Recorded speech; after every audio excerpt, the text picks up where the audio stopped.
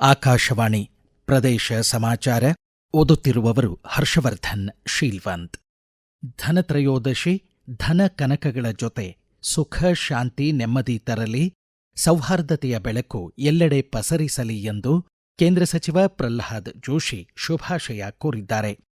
ದೀಪಾವಳಿ ಹಬ್ಬದ ಹಿನ್ನೆಲೆ ಇಂದು ನಾಡಿನಾದ್ಯಂತ ಧನ್ತೆರಸ್ ಆಚರಿಸಲಾಗುತ್ತಿದೆ. ಕೃಷಿ ಉತ್ಪನ್ನಗಳ ಸಂಸ್ಕರಣೆ, ರೈತ ಉತ್ಪಾದಕರ ಸಂಸ್ಥೆಗಳಿಗೆ ವಿವಿಧ ಸಾಲ ಯೋಜನೆಗಳ ಮೂಲಕ ಪ್ರೋತ್ಸಾಹಿಸುವಂತೆ ಕೇಂದ್ರ ಹಣಕಾಸು ಖಾತೆ ಸಚಿವರಾದ ನಿರ್ಮಲಾ ಸೀತಾರಾಮನ್ ಬ್ಯಾಂಕರ್ಗಳಿಗೆ ಸೂಚಿಸಿದ್ದಾರೆ. ಬಳ್ಳಾರಿಯ ಕರ್ನಾಟಕ ಗ್ರಾಮೀಣ ಬ್ಯಾಂಕಿನ ಪ್ರಧಾನ ಕಚೇರಿಯಲ್ಲಿ ಪ್ರಗತಿ ಪರಿಶೀಲಿಸಿ ಅವರು ಮಾತನಾಡಿದರು. ಕರ್ನಾಟಕ ಗ್ರಾಮೀಣ ಬ್ಯಾಂಕ್ ಕೇಂದ್ರ ಪುರಸ್ಕೃತ ಸಾಮಾಜಿಕ ಮತ್ತು ಆರ್ಥಿಕ ಸುರಕ್ಷತಾ ಯೋಜನೆಗಳ ಅನುಷ್ಠಾನದಲ್ಲಿ ಉತ್ತಮ ಸಹಭಾಗಿತ್ವ ತೋರಿದೆ ಎಂದು ಸಚಿವರು ಶ್ಲಾಘಿಸಿದರು. ಈ ತಿಂಗಳ 23ರಿಂದ 3 ದಿನಗಳ ಕಾಲ ಬೆಳಗಾವಿ ಜಿಲ್ಲೆಯ ಐತಿಹಾಸಿಕ ಕಿತ್ತೂರಿನಲ್ಲಿ ಆಯೋಜಿತ ಕಿತ್ತೂರು ಉತ್ಸವದ ಹಿನ್ನೆಲೆ ಕಿತ್ತೂರು ಚೆನ್ನಮ್ಮ ಜ್ಯೋತಿ ರಥಯಾತ್ರೆ ರಾಜ್ಯಾದ್ಯಂತ ಸಂಚರಿಸುತ್ತಿದೆ. ಕಿತ್ತೂರು ಚೆನ್ನಮ್ಮ ಜ್ಯೋತಿ ರಥಯಾತ್ರೆ ನಾಳೆ ಬೆಳಗ್ಗೆ 11:30ಕ್ಕೆ ಸವದತ್ತಿ ತಾಲೂಕು ಹಾರೋ ಬೆಳವಡಿ ಮಾರ್ಗವಾಗಿ ಧಾರವಾಡಕ್ಕೆ ಆಗಮಿಸಲಿದೆ. ಜಿಲ್ಲಾಧಿಕಾರಿಗಳ ಕಚೇರಿ ಆವರಣದಲ್ಲಿ ಅನೇಕ ಕಲಾ ತಂಡಗಳು ಪಾಲ್ಗೊಂಡು ಜನೋತ್ಸವದ ಜ್ಯೋತಿ ರಥಯಾತ್ರೆಯನ್ನು ಅಭಿಮಾನದಿಂದ ಸ್ವಾಗತಿಸಲಿವೆ ಎಂದು ಕನ್ನಡ ಮತ್ತು ಸಂಸ್ಕೃತಿ ಇಲಾಖೆ ತಿಳಿಸಿದೆ.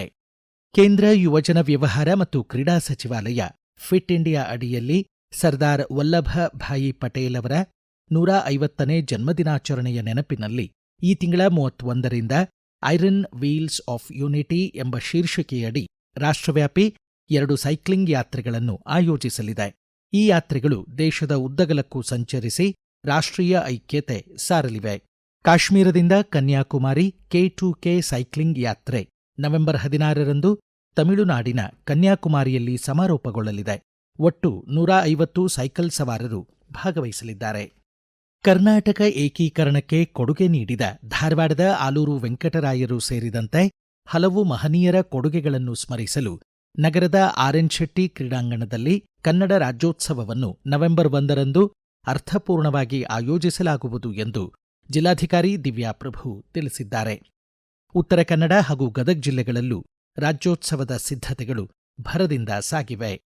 ಬೆಳಗಾವಿ ಜಿಲ್ಲೆ ಸವದತ್ತಿ ತಾಲೂಕು ಸಿರಸಂಗಿಯ ಪೂಜ್ಯ ತ್ಯಾಗವೀರ ಸಿರಸಂಗಿ ಲಿಂಗರಾಜ ಸರದೇಸಾಯರ ವಾಡೆ ಸಂರಕ್ಷಣೆ, ಸ್ಮಾರಕ ನಿರ್ಮಾಣ, ಥಡಿ ಮಠದ ಅಭಿವೃದ್ಧಿಗಾಗಿ ಕೈಗಾರಿಕೆಗಳ ಖಾತೆ ಸಚಿವ ಎಂಬಿ ಪಾಟೀಲ್ 50 ಲಕ್ಷ ರೂಪಾಯಿ ವೈಯಕ್ತಿಕ ಧನಸಹಾಯ ನೀಡುವುದಾಗಿ ಪ್ರಕಟಿಸಿದ್ದಾರೆ.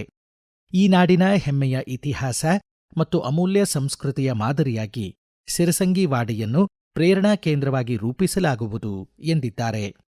ರಾಜ್ಯದ ಎಲ್ಲ ಜಾತಿ ಹಾಗೂ ಧರ್ಮಗಳ ಸಾಮಾಜಿಕ, ಶೈಕ್ಷಣಿಕ ಮತ್ತು ಆರ್ಥಿಕ ಸ್ಥಿತಿಗತಿಗಳನ್ನು ಅರಿಯಲು ಹಿಂದುಳಿದ ವರ್ಗಗಳ ಆಯೋಗ ಸಮೀಕ್ಷೆ ಕೈಗೊಂಡಿದೆ. ಈ ಮಾಹಿತಿಯಿಂದ ರಾಜ್ಯ ಸರ್ಕಾರದ ಬಜೆಟ್ ಮಂಡನೆ, ನೂತನ ಯೋಜನೆಗಳ ಅನುಷ್ಠಾನಕ್ಕೆ ಅನುಕೂಲವಾಗಲಿದೆ ಎಂದು ಮುಖ್ಯಮಂತ್ರಿ ಸಿದ್ದರಾಮಯ್ಯ ಸ್ಪಷ್ಟಪಡಿಸಿದ್ದಾರೆ. ಸಮೀಕ್ಷೆಯ ಬಗ್ಗೆ ಅಪಪ್ರಚಾರ ಮಾಡುವವರ ಮಾತಿಗೆ ಬೆಲೆ ಕೊಡದೆ ಸಮೀಕ್ಷೆಯಲ್ಲಿ ಭಾಗವಹಿಸಿ ರಾಜ್ಯದ ಅಭಿವೃದ್ಧಿಗಾಗಿ ಕೈಜೋಡಿಸುವಂತೆ ಅವರು ಮನವಿ ಮಾಡಿದ್ದಾರೆ. ರಾಜ್ಯಾದ್ಯಂತ ನಡೆಯುತ್ತಿರುವ ಸಾಮಾಜಿಕ ಮತ್ತು ಶೈಕ್ಷಣಿಕ ಸಮೀಕ್ಷೆಯ ಮನೆ ಮನೆಗೆ ಭೇಟಿ ನೀಡಿ ಮಾಹಿತಿ ಸಂಗ್ರಹಿಸುವ ಕಾರ್ಯ ನಾಳೆ ಮುಕ್ತಾಯವಾಗಲಿದೆ ಎಂದು ಕಲಬುರಗಿ ಜಿಲ್ಲಾಧಿಕಾರಿ ಫೌಜಿಯಾ ತರನ್ನುಮ್ ತಿಳಿಸಿದ್ದಾರೆ.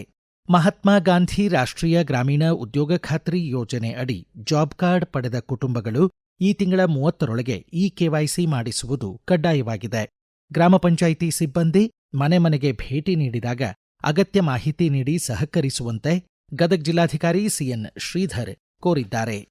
ಕೇಂದ್ರ ಪುರಸ್ಕೃತ ಜಲ್ ಜೀವನ್ ಮಿಷನ್ ಯೋಜನೆ ಅಡಿ ಬಾಗಲಕೋಟೆ ಜಿಲ್ಲೆಯಲ್ಲಿ 608 ಕಾಮಗಾರಿಗಳನ್ನು ಪೂರ್ಣಗೊಳಿಸಲಾಗಿದೆ ಎಂದು ಸಂಸದ ಪಿಸಿ ಗದ್ದಿಗೌಡರ್ ತಿಳಿಸಿದ್ದಾರೆ. ಜಿಲ್ಲಾ ಪಂಚಾಯಿತಿ ಸಭಾಂಗಣದಲ್ಲಿ ದಿಶಾ ಸಭೆಯಲ್ಲಿ ಪಾಲ್ಗೊಂಡು ಅವರು ಮಾತನಾಡಿದರು. ನಿವೃತ್ತ ಹಿರಿಯ ಗ್ರಂಥಾಲಯ ಅಧಿಕಾರಿ ಜಿಬಿ ಹೊಂಬಳವರ 81ನೇ ಜನ್ಮದಿನದ ಹಿನ್ನೆಲೆ ಬೆಂಗಳೂರಿನ ವಸು ವತ್ಸಲೆ ಅವರ ಮಕ್ಕಳ ಕಾದಂಬರಿ ಮಹಿ 2025ನೇ ಸಾಲಿನ ರಾಜ್ಯ ಪ್ರಶಸ್ತಿಗೆ ಆಯ್ಕೆಯಾಗಿದೆ. ಪ್ರಶಸ್ತಿ 15,000 ರೂಪಾಯಿ ನಗದು, ಸ್ಮರಣಿಕೆ ಒಳಗೊಂಡಿದ್ದು ನವೆಂಬರ್ 10ನೇ ತಾರೀಕು ಧಾರವಾಡ ವಿದ್ಯಾವರ್ಧಕ ಸಂಘದ ರಾಹ ದೇಶಪಾಂಡೆ ಸಭಾಗೃಹದಲ್ಲಿ ಪ್ರಶಸ್ತಿ ಪ್ರದಾನ ಮಾಡಲಾಗುವುದು ಎಂದು ಸಮಿತಿ ಕಾರ್ಯದರ್ಶಿ ಆನಂದ್ ಪಾಟೀಲ್ ತಿಳಿಸಿದ್ದಾರೆ.